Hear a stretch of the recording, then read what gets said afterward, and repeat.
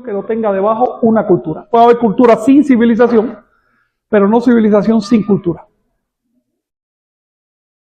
Estos dos conceptos son interactivos, no podemos separarlos. Porque si uno trata de separar uno del otro, pierden sentido, pierden sustancia. La civilización es la organización de la cultura. Así que una cultura que todavía no está organizada de manera civil, no es una civilización. La civilización no es más que la organización de la cultura. La civilización no tiene nada que no haya aportado la cultura. Cualquier elemento de la civilización. ¿Qué cosa es organización de la cultura? Les pongo un ejemplo. Para llegar acá me estuve guiando por el número de esta casa, por la calle. Las calles forman cuadros o tratan de formar cuadros. Todo esto son elementos de organización. Imaginen que las casas estuvieran totalmente desorganizadas y sin número. ¿Qué trabajo? Bueno, pues así fue la vida durante cientos de miles de años, hasta que a alguien se le ocurrió civilizar.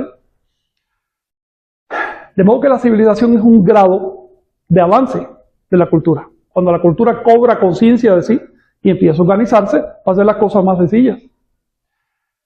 El orden de las calles es un ejemplo civil, pero un ejemplo que me gusta más todavía es las leyes. Las leyes de la Constitución, las leyes en general. Las leyes son de aplicación general, generalmente. Por lo tanto, implica que quien hace las leyes y quien las acepta, ha hecho un esfuerzo de abstracción, o sea, ha salido de su aldea o de su familia o de su medio étnico y ha aceptado que hay una comunidad mucho más allá y que todos debemos ser iguales ante la ley. ¿Ven? Ese esfuerzo de organización de un conjunto de comunidades, de un conjunto de etnias, de un conjunto de familias, de un conjunto de religiones, de lo que ustedes quieran, ese esfuerzo de organización que los hace igual ante la ley es civilización. La ley es un ejemplo de civilización por excelencia. Otro ejemplo de civilización, a ver, ¿qué se les ocurre? Uno que tenemos ya en la punta de la lengua. Estamos hablando de náhuatl. Tradiciones. Las tradiciones pertenecen a la cultura. Las culturas tienen tradiciones. Pero ¿qué hace con las tradiciones? Ya, eso es otra cosa. Por ejemplo, por tradición, por lo que en México llaman uso y costumbre. La tradición te dice, debes hacer las cosas así, así, así. Pero cuando esos usos y costumbres se transforman en una ley, hablamos de un nivel superior. ¿Por qué? Porque esa ley ya fue revisada una y otra vez y sometida a ver, ¿te parece bien? ¿Te parece mal? Ya no se trata de lo que diga simplemente una tradición. Si la tradición es injusta, ¿qué vamos a hacer? ¿Vamos a sancionarla? No, se trata de elegir.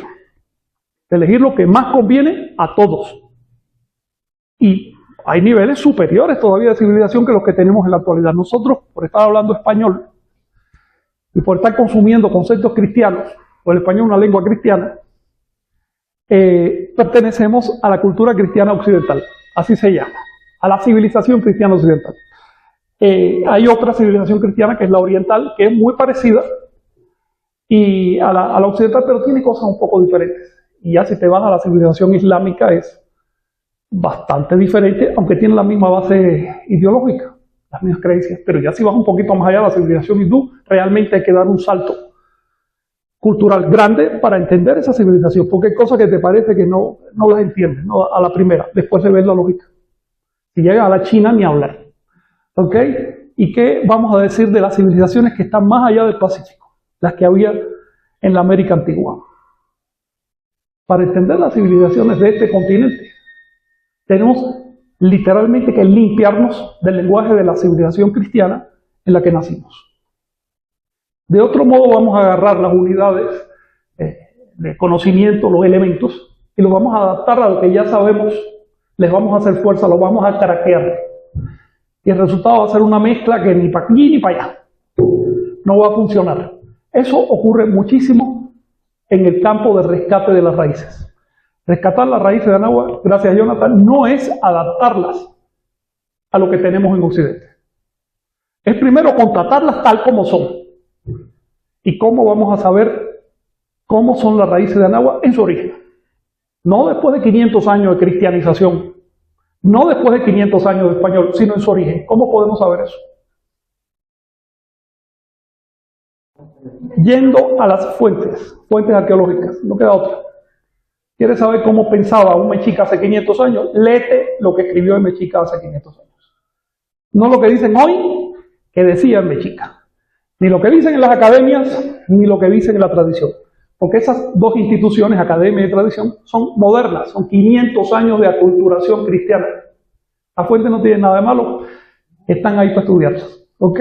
Lo que pasa es que es difícil llegar a ellas. Sin embargo, con una pesquisa apropiada, poco a poco uno se va dando cuenta. Les pongo un ejemplo. Una fuente primaria, básica, es lo que hoy llamamos las ruinas. Fíjense, si es una iglesia católica, ruinosa, abandonada, pero todavía en uso, no le llamamos ruina, le llamamos iglesia. Pero si es una iglesia nahuaca, a eso le llamamos la ruina, vamos a ver las ruinas. Cuando vamos a una ciudad como Teotihuacán, por ejemplo, estamos bebiendo directamente la fuente, estamos caminando por arriba de la fuente. Después de un rato, de ir unas cuantas veces, de observar, tú empiezas a entender cosas que no están a primera vista y que te empiezan a meter en la civilización de Anáhuac. Anáhuac era una civilización, por supuesto, por derecho propio, y Teotihuacán es el ejemplo más claro de ello. Observen el trazo, tiene una intencionalidad y tiene unos desarrollos y unas superestructuras que bueno, llevan décadas los arqueólogos investigando y todavía siguen descubriendo cosas. Un ejemplo, les voy a poner un ejemplo de cómo funciona la civilización. En los años 80, inicios de los 80, un antropólogo llamado Aveni, norteamericano, él se fue a Monte Albán. Y allí observó, los que han ido a Monte Albán habrán notado que hay una estructura que está atravesada, todas están así, pero esta está así, y para colmo termina en flecha, casi como si estuviera apuntando para algo. Anthony Aveni, sí. El iniciador de la arqueoastronomía, una disciplina que permite adentrarse un poco en la fuente. El caso es que este señor se plantó en esa estructura y dijo, déjame ver, esto lo habrán construido así, a ver el estilo, en el 200 a.C. ¿Cómo estaba el cielo en ese momento? Dijo, bueno, a ver, salían por acá en tal año, en el momento del paso cenital, las estrellas hacían. Y dedujo el sitio donde había un observatorio astronómico, que hasta ese momento nadie lo había encontrado. Fueron, excavaron, ahí estaba el observatorio astronómico. Esto es un ejemplo de cómo funciona la civilización. Al organizar los datos, al organizar la información, abreviamos la vida. Si el perro que tengo allá quisiera llegar a esta casa, tendría que ir oliendo casa por casa. Nosotros no tenemos que hacer eso ni de lejos. Entonces, por supuesto, cuando nos encontramos con la civilización de Anáhuac, estamos atestiguando siglos y milenios de esfuerzo. Y eso merece honra. No es tan sencillo como reducirlo a una tradición oral. Tradición oral hay hasta las más pequeñas aldeas de este planeta. En todas partes, hay otra tradición oral. Hasta en el seno de una casa donde haya más de 2 personas ya hay tradición oral. Pero tradición civilizatoria, eso es algo diferente. La tradición civilizatoria se manifiesta en instituciones como los códices, o lo que llaman códices, que no son más que libros, la escritura, la transmisión fidedigna del dato. Por tradición oral no se puede transmitir, por ejemplo, astronomía avanzada. Y es por eso que en la tradición oral nadie sabría ubicar a Venus, un paso, nada de eso. Pero cuando abres el códice de Dreden, ahí están los pasos, no solo los que pasaron hace milenios, sino los que van a seguir pasando. Esa es la diferencia, ese es el salto. Y eso es lo que tenemos que rescatar, porque es penoso que se esté perdiendo toda una civilización. Y no hablo de Sudamérica porque no nos compete aquí, pero la invasión cristiana de América prácticamente ha exterminado 2 civilizaciones madres. Una vez que ubicamos el concepto de civilización, ¿qué cosa es civilización madre?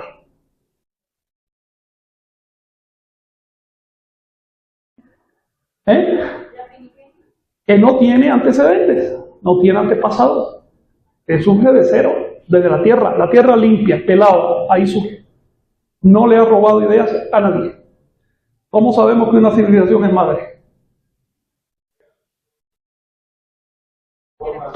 Sus propios recursos culturales, sus propios recursos organizativos, todo lo crea. Puede que tome un préstamo de otra, pero las cosas básicas las creo. Mire, si el vecino a unos kilómetros tiene trigo, tú no creas el trigo desde una hierba. Tú vas y le pides semilla. Si tiene maíz, tú le pides semilla de maíz. Pero cuando tú te encuentras que los chinos se basaron en el arroz, los sumerios en la cebada, los egipcios en el trigo, los americanos en el maíz. Eso significa que tuvieron que producir esos alimentos desde hierbas prácticamente, porque en la naturaleza no existen esos alimentos. Piensen en el maíz, el antepasado del maíz, cómo era y cómo sigue siendo, un tallito que no se puede ni comer, y así con el arroz y con todo lo demás. En otras palabras, lo que come la gente te dice si la civilización a la que pertenece esa persona es primaria, secundaria, terciaria, terciaria. Nosotros, por ejemplo, estamos en una civilización de 5º grado. Hemos heredado prácticamente todo. ¿Qué cosa? Bueno, también inventamos la computadora, internet, eso sí lo inventamos nosotros, el barco de vapor, pero lo que es la comida la heredamos. Nuestras letras vienen de otro lado, la religión viene de otro lado, el conjunto de costumbres y de creencias, las cosas que nos parecen morales, el modo de vestirlo, todo esto viene de otro lado, no inventamos nada de esto. El modo de sentarnos, el modo de construir las casas. Estamos en una civilización bastante derivada y eso no es malo, ¿ok? Solo que nos tocó así. Cuando llegaron los cristianos a América, no solo fue un choque de dos pueblos que pensaban diferente, sino de dos modos de ver el mundo, de dos linajes civilizatorios. Un linaje que tenía un montón de civilizaciones por ahí para atrás, es decir, un montón de ejemplos en los cuales basarse, y otro linaje que no tenía nada más que a sí mismo. Esto hay que considerarlo a la hora de tratar de explicar qué fue lo que pasó. Imagínense, por ejemplo, que hubieran llegado los musulmanes a España como lo hicieron, o los cristianos allá a Argelia o a Marruecos. Ya se las sabían todas. Hubiera llegado Cortés a decir, oye, que mira, que te prometo que, por favor, no vayas con ese cuento. Nos conocemos ese cuento hace mucho. Estaban en condiciones psicológicas similares. Y por supuesto también en condiciones físicas similares, porque cuando uno descubrió la pólvora, ya todos tenían la pólvora. Uno descubrió el cero, ya todos tenían el cero. Es decir, los conocimientos transminaban de manera rápida, si eran útiles. Por lo tanto, cuando hablamos de las civilizaciones del viejo mundo, de que ustedes las ven agrupadas en un paquete, con estrellitas, voy a leer desde el este, China, India, Sumeria, Egipto y la civilización creto-micénica de la que nosotros somos herederos hoy a través de los griegos. Ese paquete de civilizaciones en realidad era una sola gran civilización. Observen el mapa. No es casual que esos pueblos estuvieran ubicados más o menos a la misma distancia unos de otros. Fíjate que no se regaron, sino a la misma distancia en la misma franja climática. Y tampoco es casual que esa distancia sea lo que pueda hacer un hombre a caballo en un tiempo prudente y razonable, sin desgastarse demasiado. Entonces estamos hablando de una gran cuenca cultural en el viejo mundo. Un montón de intercambios durante miles de años que heredaron los cristianos en el siglo XVI cuando llegaron acá. En el caso de América encontramos otro fenómeno. Las dos civilizaciones de América, arriba, Nahua, abajo, Tahuantinsuyo, nunca tuvieron que ver con las del viejo mundo. Cualquier intercambio se redujo quizás a un barquito, un detalle, algo así, pero el grueso de la civilización fue propio. Ejemplo, prueba de esto. Si los del viejo mundo hubieran conocido a Nahua de manera intensiva y hubieran intercambiado intensivamente durante siglos con los anahuacas, se habrían llevado el maíz muchísimo antes. No habrían esperado a Colón, porque el maíz fue la solución. Se habrían llevado la papa de Sudamérica que evitó que los europeos murieran de hambre. Y si, por supuesto, los anahuacas hubieran conocido a las civilizaciones del viejo mundo durante milenios y de manera intensiva, habrían incorporado las letras que nosotros usamos. Bastaron 20 años después de la llegada de los españoles para que los nativos de Anáhuac incorporaran las letras, porque les era más fácil aprenderse un alfabeto que aprenderse 800 jeroglíficos. En otras palabras, la forma de la cultura te dice que estas civilizaciones estuvieron bastante aisladas. Este es otro elemento a tener en cuenta para entender qué fue lo que pasó. ¿Por qué un puñado de españoles que en su mejor momento no llegaban ni a 400 personas desarticuló por completo la civilización de Anáhuac? Anáhuac tenía 20 estados, cada uno de esos estados tenía ejército de unos 100.000 personas. Lo habrían hecho, así lo hubieran hecho y ya hubieran desaparecido del mapa esos invasores. ¿Qué pasó? Que ese pequeño puñado de personas pudo Primero invadir, después conquistar y después avasallar, acabar, arrasar una civilización.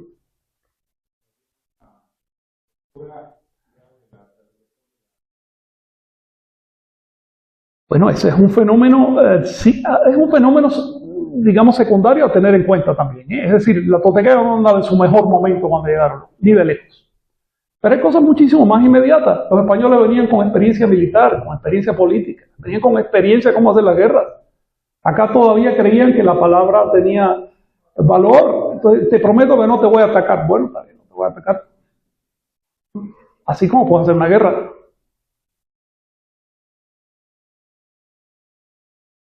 Luego, el observar el mapa de las civilizaciones de la Tierra nos dice qué fue lo que pasó.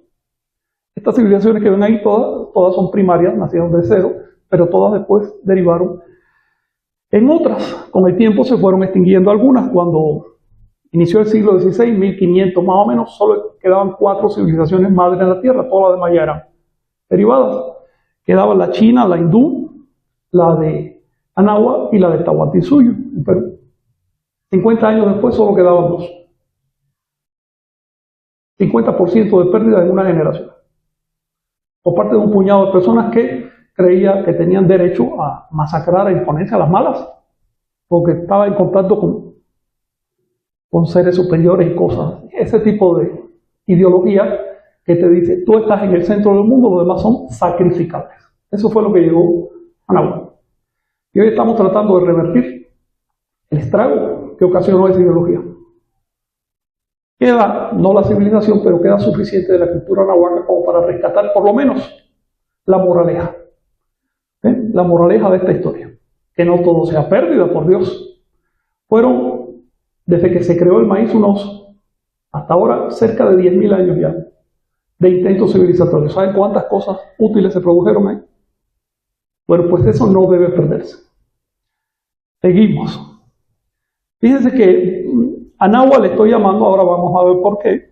Anáhuac era una cuenca cultural, no era propiamente un país como México, como Estados Unidos, no, era una cuenca cultural que se extendía. Y Anáhuac se extendió, o sea, la arqueología ya cada vez la está extendiendo más al norte. Ahora encontraron un objeto, un colgante que tiene unas fechas muy buenas, incluso en estilo mixteca, llegando casi a los grandes lagos. Han aparecido cosas en Cahokia, Mississippi arriba, que se sabe que son planos que trataban de copiar a Teotihuacán. Y también han aparecido catunes, que son unos ciclos de calendario, en Colombia. En otras palabras, la civilización de Anáhuac fue una zona de irradiación. No es un límite político. Límite político moderno, cristiano. Nos vamos para el pasado, irradiación cultural. Así que son dos conceptos diferentes del mundo, difíciles de manejar en la actualidad, porque hoy estamos imbuidos de una civilización que nos dice, tu identidad radica en tu límite político. Tu identidad radica en tu límite, no en tu alcance. Radica en lo que te corta, lo que te comprime, lo pequeño. Y si es más pequeño, todavía más identificado me siento. Y si además me divide la sociedad en 40 cuadritos y en pequeños sectores en pugna, estoy totalmente identificado. Tenemos que limpiarnos de esa porquería, esa lacra de la civilización cristiana occidental para entender la civilización de Anáhuac. La identidad de los anahuacas se establecía en la expansión. Allí hasta donde llego, esa es mi identidad. Se trata de crecer, no de disminuir. Sin juzgar y sin criticar, solo estoy estableciendo elementos. Si tienen alguna cuestión, me dicen. Fíjense que la civilización de Anáhuac comenzó hace, bueno, si vamos a creer a las academias, hace unos 4.000 años, 3.800 años, más o menos se dice que empezó la cultura olmeca. Los olmecas fueron una de tantas culturas que hubo en Anáhuac. Sin embargo, cada vez es más claro que los olmecas salieron de algo más. No fueron originales. Estos monumentos olmecas, los grandiosos que quedan, casi aparecen desde cero. Tú excavas debajo y no ves siglos de investigación, de estilos, de evolución artística. No ves eso. Es como si hubieran venido de otra parte. De hecho, algunos investigadores dicen que vinieron de Sudamérica, sobre todo de la zona amazónica, por las características fenotípicas, raciales, digamos, y una serie de cosas, ¿no? Pero al margen de dónde llegaron los olmecas, estoy casi seguro que en 20 años se va a aceptar en las academias que hubo un periodo anterior, por lo menos 1000 años anterior a los olmecas, que también fue una alta cultura y que dejó evidencia que a lo mejor están delante de nuestra nariz y no la vemos. Porque de eso se trata. Tú pasas por un montículo y dices, mira una ruina, pero ahí puede haber bien 5000 años de historia. ¿Cómo saberlo? Los olmecas entonces codificaron el conjunto de soluciones artísticas y de creencias religiosas que identificaron a los nahuacas. Cuando hablo de creencias religiosas, estoy hablando de la cultura. Hace un momento estuve poniéndoles un ejemplo de la civilización cristiana, después hablamos de la musulmana, después de la hindú. Podríamos hablar de la civilización budista, de la civilización taoísta. En cada caso estoy acompañando la palabra civilización con el nombre de una religión. Civilización es lo mismo que religión. Cuando uno está en medio de la sopa, a uno le parece que lo suyo es aparte. Pero cuando te miran desde fuera, ven que es lo mismo. Estoy hablando yo con unos musulmanes.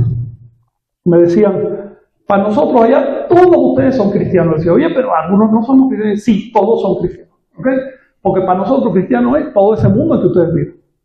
Igual que para nosotros aquí todos ellos son musulmanes, aunque no, nada que ver con creencias. En otras palabras, si decimos religión hindú, estamos diciendo civilización hindú. Si decimos civilización anahuaca, estamos hablando del conjunto de creencias y prácticas que tenían los anahuacas. Si le quitas a los anahuacas sus creencias y sus prácticas, ¿qué queda?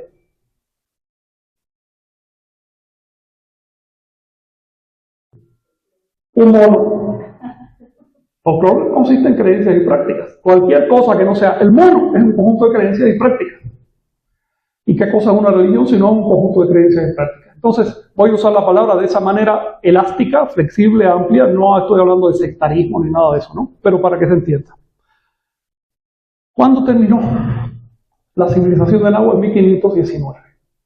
¿Ok? En ese año fue impresionante porque entraron los españoles en Yucatán y unas tensiones que había, que eran incipientes, que no llegaban a la guerra como las de los mexicas, tlaxcaltecas. Bueno, en Yucatán estaban los cocomes y los xiu, las acentuaron y las manipularon de tal manera que se fueron a la guerra estos dos grupos. Llegaron al área náhuatl y lo mismo, los náhuatl en vez de aprender de la experiencia de los mayas, se dejaron otra vez engañar.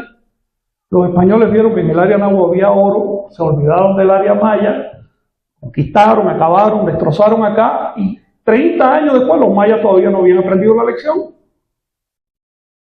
Así que una de las cosas que nos enseña la invasión y conquista de Náhuatl es que hay que despabilar, hay que estar despierto, porque si no se acaban milenios de esfuerzo civilizador. 1519, fecha fatídica.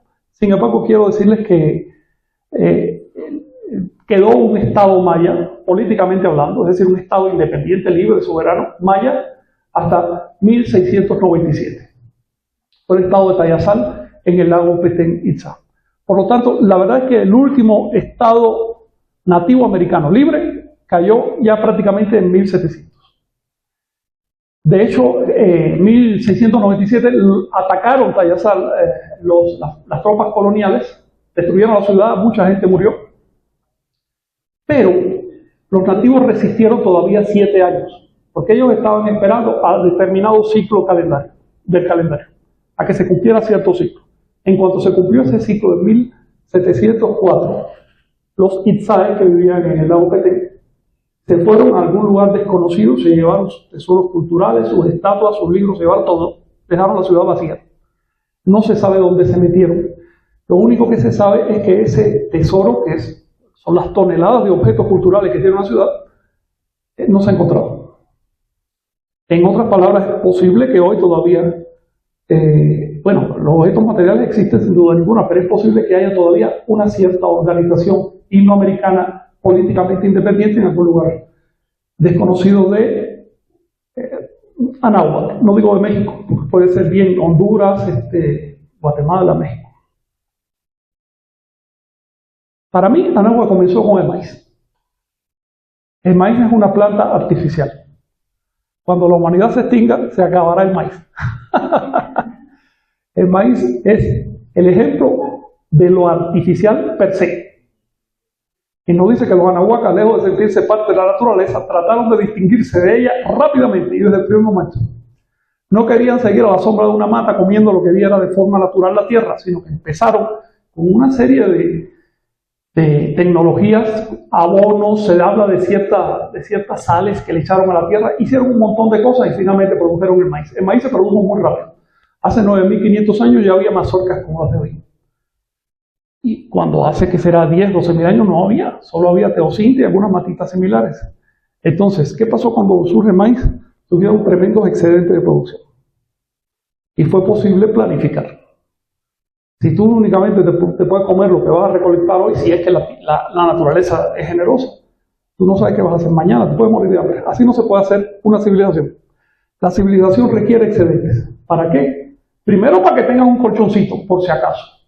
Y después para poderle pagar a los pintores, a los constructores, a los técnicos, a los obreros, a los soldados, en fin, un montón de gente que no está directamente en el campo. Y eso hay que pagarlo.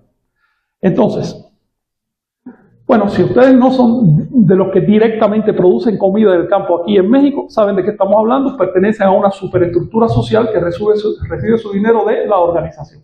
Por lo tanto, yo pienso que en el momento que se creó el maíz, empezó a crearse la civilización. Tengan en cuenta que, puesto que se desarrollaron de manera aislada, los anahuacas no tenían la oportunidad de pedirle nada a nadie. ¿Ok? Una sequía de 4 años hubiera extinguido esta civilización. Así que no bastaba con producir maíz. También había que organizarse de tal manera que se garantizara la supervivencia. El hecho de que estemos hablando de ellos, de que haya pasado milenios de prosperidad, de creación de arte y demás, indica que se organizaron de manera muy particular. Esa organización recibió el nombre de Toltecayot. Así que Toltecayot no es en sí una creencia ni nada, sino un tipo de organización de la sociedad. Una organización necesaria para una civilización aislada en el territorio. ¿Por qué no surgió la Toltecayo o algo similar en Europa? Porque no hacía falta. ¿Por qué no surgió en Mesopotamia, en Egipto? Porque a la hora del hambre se iban a conquistar al vecino para llevarse sus recursos. Y así nació el negocio de la religión falsa. Es decir, el vecino tiene una religión falsa. Por lo tanto, yo tengo el deber de ir a convertirlo a la religión verdadera y me tengo que pagar mi viaje saqueándolo. Eso en Anáhuac ni en el Tahuantinsuyo. Entonces tenían que organizarse y lo consiguieron, y por eso estamos hablando de ellos. Otro aspecto, digamos, que distinguió a la civilización de Anáhuac desde el primer momento fue la creencia, si se le puede llamar así, en serpiente emplumada, Kukulcán, serpiente emplumada, Kukulcán. Lo digo en maya porque luego dicen que Quetzalcóatl no significa serpiente emplumada, pero Kukulcán sí significa serpiente emplumada, igual que el resto de los nombres que le dieron al territorio. Olvidemos por ahora el Quetzalcóatl si quieren. ¿Por qué una serpiente con plumas? ¿Por qué una serpiente emplumada? A ver, ¿quién me explica eso?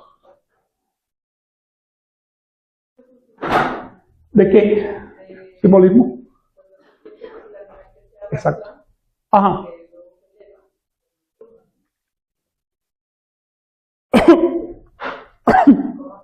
Dímelo en una palabra. Todo eso en una palabra. Bueno, en español. Evolución. El emblema de la evolución. No sé si ellos sabían que literalmente los reptiles echaron plumas y alas y volaron. Si no lo sabían, les salió muy bien el símbolo, le quedó pero ni pintado, porque es el emblema de la evolución. Lo que se arrastra y por lo tanto está limitado, y lo que vuela y está libre. Ahora proyecta eso. ¿Qué cosas en nosotros la serpiente? En cada uno de nosotros. El cuerpo, la inercia que heredamos biológicamente, que es el quetzal. El nombre que le quieras poner de una manera práctica, nuestras posibilidades de desarrollo, nuestro potencial de desarrollo. Eso es Quetzalcóatl. Por eso, el culto, la religión, las creencias, lo que ustedes quieran llamarle de Quetzalcóatl, de Kukulcán, no se basaba en la creencia en un dios, sino en una persona que trascendió. Ese que ustedes ven retratado ahí se llamó Seaca Topice. No nació con prebendas divinas, no nació perfecto, ni procedió de arriba, ni nada de eso. Nació con problemas. Y después que se hizo hombre, más problemas todavía. De hecho, casi lo matan por los pecados que cometió. Entonces le dijeron, mira, para que lo lleves suave, vete de acá y nunca más regreses al área náhuatl. Y esa persona, ese pecador, se redimió a sí mismo, se convirtió en profeta. Si te vas a 3000 años antes de él, ahí tenemos a Nanahuatzin, ustedes lo conocen seguro de la escuela, el que se convirtió en sol. Nanahuatzin, resulta que era el pillo del barrio. Pero tan terrible que le pusieron el nombre de Nanahuatzin, que quiere decir manchado. Manchado de pecados. Y finalmente a la hora de la verdad se redimió y se convirtió en sol figurado. ¿Qué quiere decir que se hizo sol? Se iluminó e iluminó a los demás. Ese es el sol. No solo sino a los demás. Es el iluminador de la civilización. Por eso era el profeta más querido de los anahuacas. Todos le rendían devoción a Nanahuatzin, incluso más que a Seaca. Ahora bien, un elemento de la civilización de Anáhuac, ya cuando empezó a agarrar esplendor, fue su arte. Les voy a pasar brevemente por las principales características de esta civilización. El arte fue refinado. Este es un edificio de Copán, donde por suerte se conservó la fachada, pero así estaba todo más o menos, lleno de colores, lleno de relieves y demás. Era una cosa bastante refinada. Las artes incursionaron en mire, los anahuacas hicieron algo. En la historia del arte se dice que ellos reinventaron las artes plásticas. Porque sin tener ningún precedente, sin conocer las soluciones de los griegos, ni de los egipcios, ni nada, inventaron la escultura, el relieve, la pintura, los murales, algo equivalente al fresco, etc. Entonces, estamos viendo que grupos humanos separados por milenios realmente, de procesos civilizadores, a ambos lados de océanos, llegan a las mismas soluciones. ¿Qué nos ofrece entonces Anáhuac? Nos ofrece un espejo, nos pone delante un espejo para vernos a nosotros mismos. Estamos viendo que en ambos lados del mundo se llegó a las mismas soluciones. Entonces estamos viendo lo humano, lo auténticamente humano. Por otro lado, si encontramos a un lado del mundo algo que no aparece al otro lado, estamos viendo algo que no es propiamente humano, sino un capricho cultural. Entonces, la investigación, el estudio, el análisis de las civilizaciones de América nos ofrece el único espejo que tenemos hasta ahora para vernos a nosotros mismos, para conocernos. Les voy a poner un ejemplo que puede ser un poco escabroso, pero en el campo de la religión. Si encuentras que en el viejo mundo, por lo menos 3 de las civilizaciones de allá se metieron en el camino de las creencias monoteístas, y encuentras que en Anáhuac y en el Perú resulta que no creían en la existencia de lo metafísico, de lo sobrenatural, sino que los dioses eran humanos endiosados, ¿no? Pero humanos. Tú estás viendo soluciones diferentes. Y entonces eso te permite analizar qué es lo correcto, a dónde quiero ir, qué funciona mejor. ¿Ven? Estoy viendo que la solución del monoteísmo en el viejo mundo les dio pretexto para invadir y arrasar. Los anahuacas no hicieron eso. Entonces ya yo empiezo a tener un ejemplo, ¿no? Empiezo a tener una prueba histórica de qué es lo que funciona. Me encantan las pinturas de Anáhuac, es un tema que se ha estudiado poco. Se han destruido mucho, pero lo que queda muestra el esplendor que había. Por supuesto, eran pinturas suntuosas, es decir, requerían clases, una estructura social bastante adelantada, y un pintor que se dedicaba a pintar esto probablemente estuvo años haciendo eso, tenía que comer. Es decir, no era algo tan inmediato como una aldea y una transmisión oral, ¿no? Había una intención de engrandecer la civilización. Hace algún tiempo se descubrió una de las casas de los pintores. Una casa muy humilde. Era un montocito de tierra tan humilde que se lo dieron a un alumno de arqueología. En vez de ir el arqueólogo, mandaron al alumno, fue para allá el alumno, y resulta que apareció un espléndido mural en esa casita. Y no solo eso, a una de las paredes, en vez de tener imágenes del cielo, tenía fechas, números. Y al investigar los números se ve que son conjunciones planetarias que algunas no han ocurrido. Algunas no han ocurrido hacia el año 3000.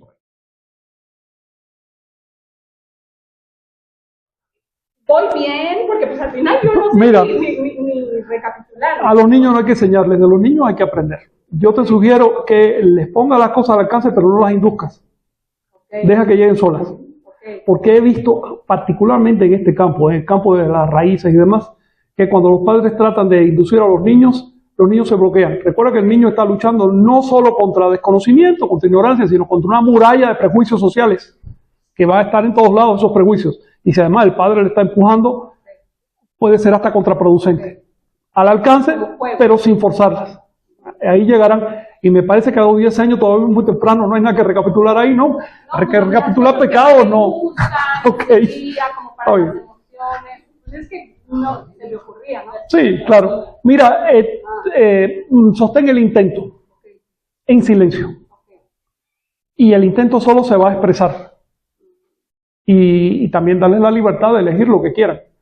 Respecto al catolicismo, las cosas están de tal manera que para mí no se trata de lo mejor, sino de lo menos malo.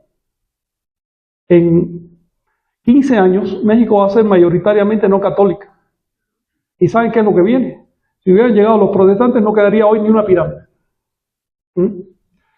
Entonces, estamos en una situación complicada. Y tus hijas van a vivir en un mundo bastante más complicado que el de hoy. Así que dale libertad, dale las herramientas y déjales que se muevan, porque lo que necesitan sobre todo es saber resolver por sí mismas. ¿Ibas a decir algo? Sí. Sí, una pregunta respecto al sistema vigesimal. Sí. Tengo entendido, igual quiero corroborar esa información, de que ese 20 viene por los números de los dedos, y si no, quisiera saber por qué la importancia o cuál es el simbolismo de este el 20. número. El 20 de hecho no comenzó en América, el sistema vigesimal comenzó en el Viejo Mundo. El sistema decimal es bastante reciente, pero cuando te vas a los pueblos más antiguos del Viejo Mundo, todavía en francés aparece cierta notación vigesimal, en danés es la mitad de la notación, y por ejemplo en Siberia todavía hay pueblos que hoy son vigesimales, los vascos hasta hace 50 años eran vigesimales. En otras palabras, lo vigesimal fue la solución natural de los antiguos. Lo ves por ejemplo en las muescas que se hacían en huesos, en piedras y demás, que parece que tienen un sistema vigesimal.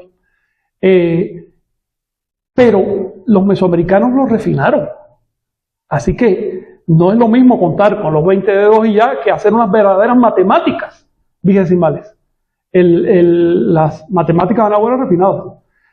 En el sentido de una civilización antigua, no estoy hablando de lo que tenemos hoy, pero eran suficientes para hacer una arquitectura monumental, para hacer unos trazos fabulosos, para hacer una astronomía muy adelantada para su época. Así que eran buenas matemáticas. No te quedes con la idea del palito y la bolita, no, eso es lo básico, esa es la letra, ¿no? Pero con eso ya se hacían otras cosas. A ver si en un momento podemos platicar de matemáticas. ¿Cuál es tu pregunta concreta? ¿Cuál es el simbolismo del 20? Nomás. 20 dedos, 20 dedos. La cuestión es cuán práctico es, para qué sirve. Bueno, la división vigesimal del espacio, que era básico. A ver, cuando ves la piedra del Sol, ves 20 signos. Significa que hay una división angular de 18 grados nuestros. Esos 18 grados forman un rectángulo muy interesante, si quieres te invito a calcularlo después, que era la base de la arquitectura. Se usaba para un montón de cosas. Hay otro elemento con la numeración vigesimal y es esta. Mientras más cifras tú tienes en una numeración, más eficientes son los números largos. ¿Ves? Por ejemplo, si yo escribo 64 millones, en numeración decimal requiero 6 ceros y 2 cifras, ¿no? Es decir, 8 espacios. Pero si lo escribo en numeración vigesimal, ahorro un espacio. Y si sigo para arriba, sigue ahorrando. En otras palabras, la numeración vigesimal es más afín a los números largos y me imagino que se mantuvo en Mesoamérica por su propensión a la astronomía. En cambio, en el resto del mundo se acabó esa fascinación que tenían los antiguos por la astronomía y pues se redujeron a un sistema más simple de aprender. ¿Alguna otra cuestión? Que ya, sí, dime. Recomendaste Los Sueños. Es un camino de un trabajo, algún escritor, Sergio Magaña, que es sobre la Toltecayo, sobre los sueños. Pero hay otra corriente que ahorita está muy en boom, o ha crecido mucho, por el de Castaneda, las plantas de poder. Ah, sí. ¿Cuál sería tu visión de eso? Mira, no necesitas plantas para llegar a ningún lugar, pero por otro lado tampoco necesitas llegar a ningún lugar. Y es como te convenga, pero con mucho cuidado siempre. Los anahuacas sin duda ninguna no tenían nuestros prejuicios respecto a las plantas. Por eso es que dice un cronista, Durán dice, cada casa tenía un cuartito, por lo menos un cuartito bien adornadito, muy pintado, donde comulgaban con sus dioses a través del ololiuqui, y el ololiuqui es fuertecito. Entonces ustedes se imaginan lo demás, ¿no? Era otra civilización, otra época, otras tensiones sociales, era muy diferente de la actualidad. Y también otro entrenamiento físico y psicológico. Así que respecto a las plantas yo les sugiero mucha atención. En lo particular, ninguna planta me ha producido un vuelo tan positivo, tan fuerte, como un ensueño. Con ensueño, pero mucho más allá, ampliamente más allá, por una razón. Con las plantas tú todavía tienes este recurso de decir, eso es porque me tomé un químico. Pero en el sueño ya no tienes ese recurso. Ahí sí te enfrentas a Tezcatlipoca. Ahorita que llegué tarde, mencionaste, Fran, que Quiname viene de una raíz maya. Sí, de hecho, Quinam es una palabra maya. Quinam. Que lo encontraste en fuentes náhuatl. Sí. ¿Cuál es tu hipótesis de difusionismo? Mira, bueno, difusionismo entre mayas y náhuatl había muchísimo. Ahí tienen los chilames que están repletos de palabras náhuatl, pero ¿por qué esa palabra, que no es propiamente de origen maya, aparece en maya, pero es anterior, se vincula a los antepasados de los anahuacas, no solo de los nahuas, sino de todos los anahuacas? ¿Por qué le llamaban quinames? Que quiere decir los equilibrados. Yo pienso que es una raíz que estaba en toda Mesoamérica y que se conserva en náhuatl. De hecho, digo en maya, pero de hecho en náhuatl también se conserva la raíz, pero ya bastante más suavizada, con otras palabras. Pero en maya tal cual, kin quiere decir el sol, que hace el equilibrio y que tiene el poder. Y quinam propiamente es aplicar una fuerza para conseguir algo. Todavía hoy los compañeros fueron al territorio maya, estuvieron hablando de quinam y reconocieron de inmediato el asunto. Pienso que los nahuas heredaron la palabra y que les llegó de antepasados probablemente olmecas, quién sabe de dónde. Esas palabras tan viejas tienen 5 o 10 mil años, las raíces, ¿no? Luego, no se las adjudiques al náhuatl ni al maya, sino que son herederos en común de esas raíces. ¿Alguna cuestión? ¿Te ibas a decir algo, Mónica? Sí. Hablando de los hijos. Sí, claro. El ejemplo. Sí. Sí, claro. Sin necesidad de estarle diciendo, debes hacer esto. El deber no tiene nada que ver con esto. Esto es una experiencia gloriosa que tenemos todos nosotros, poder servir a una causa, pero nosotros como adultos podemos elegirlo, no hay que forzar a los niños. También que he visto varias experiencias con niños de compañeros de la tradición que no funcionó, no va por ahí. El niño, pues, lo estoy viendo en la zona maya. Los hijos de los dignatarios, de los sacerdotes, se quieren ir al norte y quieren aprender inglés, no quieren quedarse con las antigüedades. Entonces, ojo con eso, hay que ser sutil y encontrar modos. Por ejemplo, la competencia del ensueño puede que a un niño le interese. Una vez que tenga ese poder en su mano, no hay quien le diga, tú no ensoñaste. ¿Sabe que lo hizo? Compañero, ya fue bastante. Sí, gracias a ustedes.